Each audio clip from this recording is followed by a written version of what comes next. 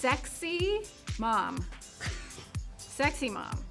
That's one way to describe Rachel McAdams' new role. She and her co-star, Ryder Fortson, are joining us. And we've got the stories that define the week on People in 10. I'm Makon Jovu, bringing you everything you need to know about pop culture right now. 10 minutes are on the clock, so let's get to it with the first 5. Starting with behind-the-scenes details from the historic Coronation and this week's People cover story. His former communications secretary tells People that King Charles has built a huge amount of knowledge, experience, wisdom, and connections on his 70-year road to the throne and will bring all of that to the job. The new monarch was surrounded by family on his big day, even his estranged son, Prince Harry. Harry kept a low profile, but a former press secretary to Charles tells People the king was delighted he attended. And can we take a moment for the fashion? Princess Kate sparkled in a silver and crystal leaf headpiece, and we loved seeing her daughter, Princess Charlotte, shine in a sweet mini version of her own. Fans also kept a close eye on Charlotte's brother, 5-year-old Prince Louis, who couldn't help but express some boredom during the service.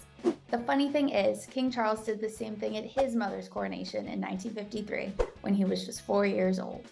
Now he's all grown up and setting off with his wife Camilla for their new chapter as king and queen in an impressive gold coach weighing almost 8,000 pounds, the same as an adult male hippo. And best of all, pubs stayed open an extra 2 hours all weekend across England and Wales so everyone could give a proper toast to the next royal era. On this side of the pond, the stars are stepping out, and we've got a front row seat.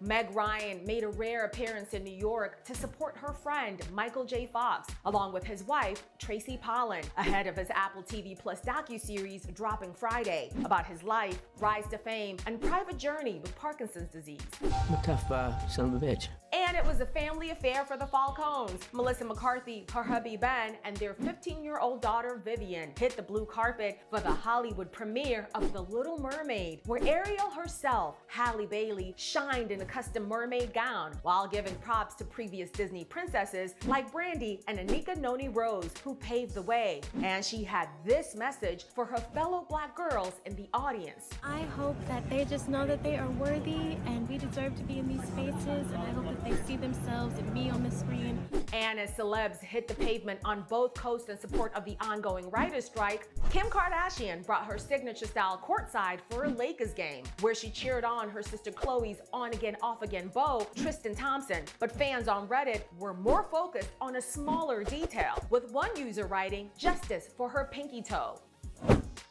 Moving on to the post you've been loving this week.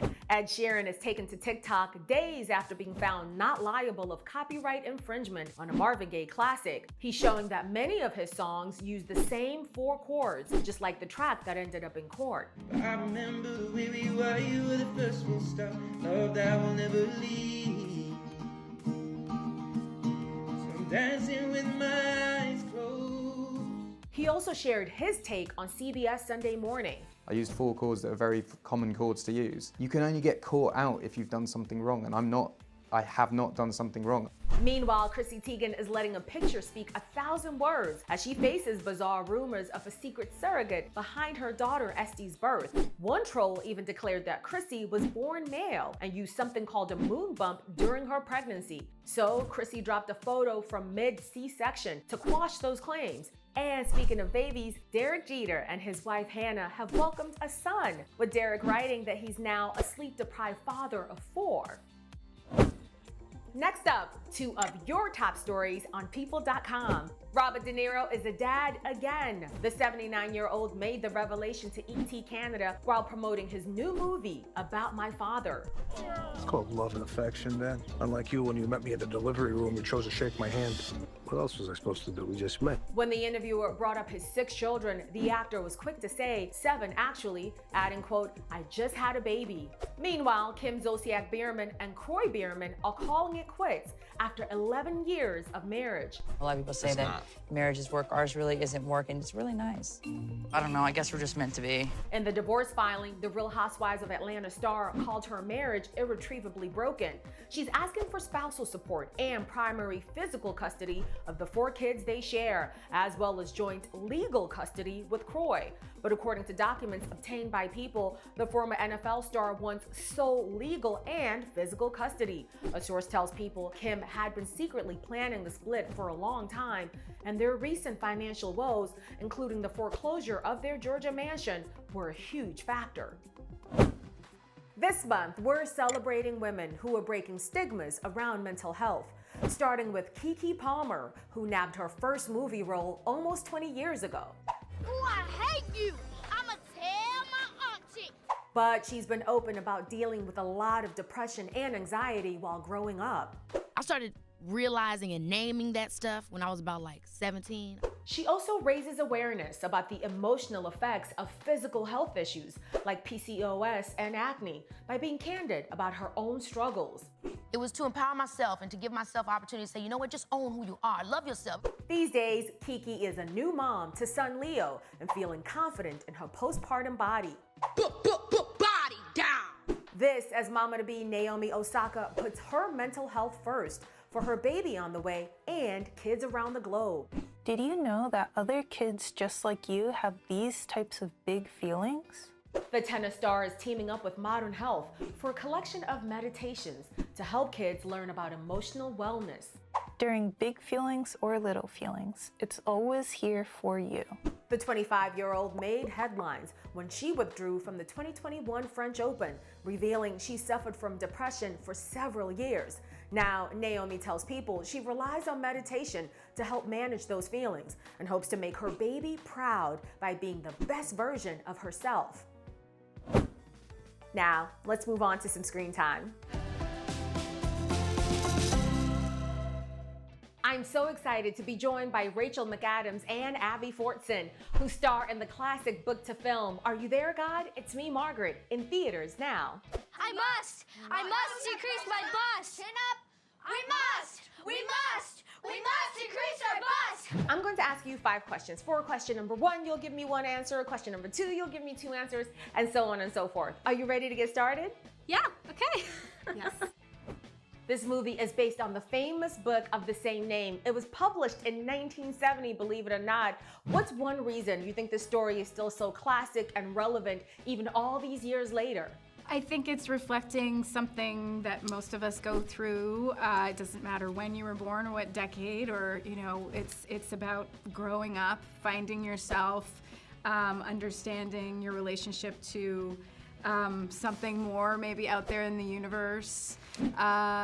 Just all these really rich themes that start to flood you at a young age suddenly, and you're grappling with all of them. I think Margaret's so relatable because it is such a timeless story of growing up and finding all these things out about yourself at a time when everything's kind of changing, and the way that Judy and Kelly have both written the character and the story is so honest and so true and so open, and I think that's why so many people are able to relate to it, because it really reflects what they see in themselves.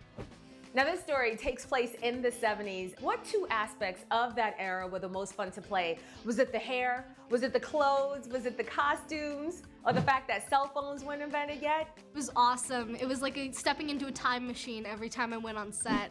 I personally loved all of the vintage sets, all of the costumes were incredible.